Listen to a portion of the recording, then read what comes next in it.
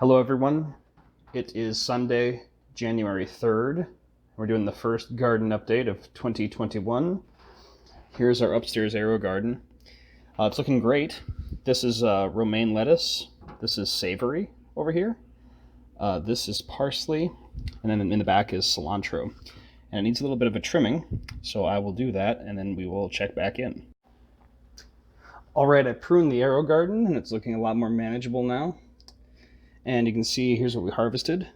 A decent amount of lettuce, a small amount of parsley, good enough for a garnish, small amount of savory, and a small amount of cilantro. So not a ton this time, but this stuff will keep for a while, and best of all, since it grew in the AeroGarden indoors, you don't have to rinse it before you eat it. All right, before we check on the big AeroGarden, I just wanted to check in on the computer here quick regarding a couple things. First of all, the plan for the garden next year, and it's going to look pretty similar to last year because it's going to be exactly the same. Last year we had a bad garden year. We had some soil that was very compacted and hard, and I think that's why we were pretty unsuccessful. So we're going to try the same plan again. We might switch things around a little bit. We're on the spring plan now. If I switch to the fall plan, like for instance, we might move this tomato to where this cucumber was, for instance, just so we don't have the same type of plant growing in the same place to sort of reduce disease pressure. All in all, the plan is going to be almost completely the same. We did run out of sun gold tomato seeds, so we're going to replace that this year with the Midnight Snack hybrid tomato because we also grow the sun sugar tomato, and we got some of those seeds left, and sun gold and sun sugar are pretty similar. So we thought we could just try something different in that Midnight Snack hybrid. And then I don't know where we're going to put this yet, but I do want to grow some Trinidad scorpion peppers. These are a super hot variety of pepper, and one of the reasons I like the idea of growing a super hot is that a couple of those mixed with some other more mild peppers is enough to make like a very good batch of hot sauce. Whereas if you have a lot of medium, or if you have just medium peppers, you need a lot of them to make one batch. Like they sort of up the heat quotient quite a bit. So don't know quite where we're going to put those yet, but hoping to have success with these this year. Then the second thing that I wanted to talk about was we did a soil test through the University of Minnesota Extension because of the sort of lack of success we had last year compared to other years in our garden. Most land grant universities, at least, have an extension service that'll do a soil test for you, and you basically take like a few cups of soil from your garden and you send them in, and they'll test for like basic nutrients that you can fertilize for. In this case, they tested for pH and phosphorus and potassium. Oops, sorry about the highlighting. They don't test for nitrogen because nitrogen changes so much in the soil from like time to time. It like sort of washes right through with the rain and stuff. And they also test for organic matter. And basically, they give you a good interpretation of the results and like what it means for you and what you need to do in your garden. So you can see here for phosphorus, all of the P's for phosphorus, like this is sort of a meter. The more P's from left to right, the higher the phosphorus you have. And you can see we have very high phosphorus. So that means we don't need to fertilize for phosphorus at all. For potassium, we're sort of medium, which means maybe we need some. And then pH, you can see we're just a little bit more basic than the optimum level. But they even tell you, and I can show you this below, whether or not you should add acid to acidify the soil. And they said that we are not basic enough to do that. And then this organic matter number, you kind of want as high a number as you can. Like the more organics in the soil, usually the better. I've never heard of someone having too much organic in their soil. Anyway, below that then, so what do these numbers mean? Below that, they tell you how much and what kind of fertilizer you need.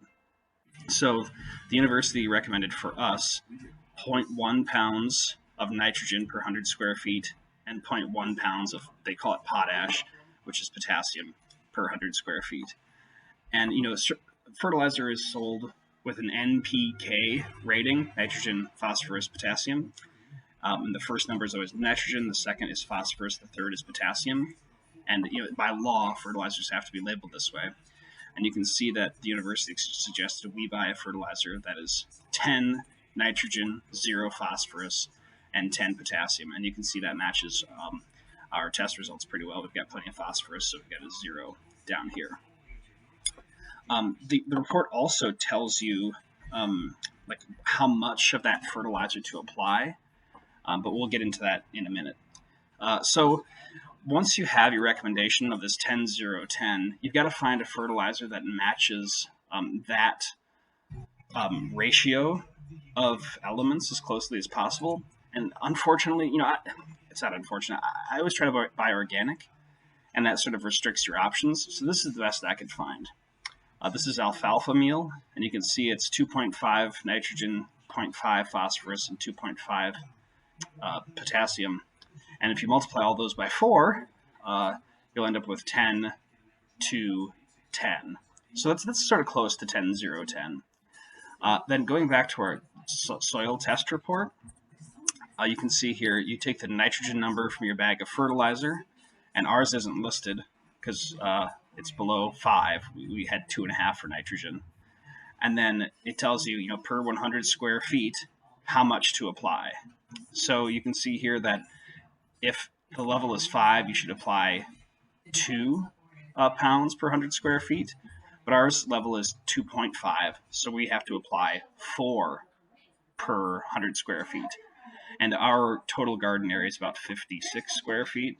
So I'm not going to do the math, but you can calculate exactly how much you need to add. And for us, I think it's roughly like 4 pounds through the whole garden. So really, really neat and great recommendations. So we know exactly how much fertilizer to add to make sure we're getting the best nutrition in our garden, so that things will hopefully grow really well. And I'm excited to see how things go with this new knowledge this year. All right, now let's just check on the big AeroGarden quick, and that'll be it for our first video of 2021. Okay, last stop for this week's garden video. Here are our greens in the large AeroGarden. You can see we've got some lettuce here, some chard, which is looking beautiful. We've got mosh, which is very small so far, but it's sprouted and it's looking okay. And then the other plants are just more of the same, lettuce, chard, and mosh. Over here are our cherry tomatoes. I think I harvested like 10 of these yesterday, so growing really well. You can see there's a lot of fruit left on there. And then finally, this is our Thai chili pepper plant, and I've been pollinating a lot of these flowers.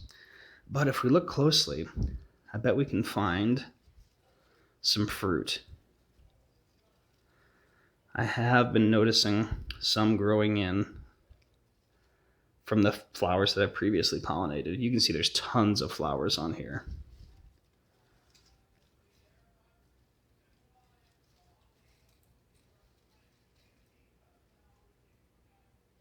Yeah, so looking really, really good. All right, thank you all for watching, and we will catch you while the weather warms up. Take care.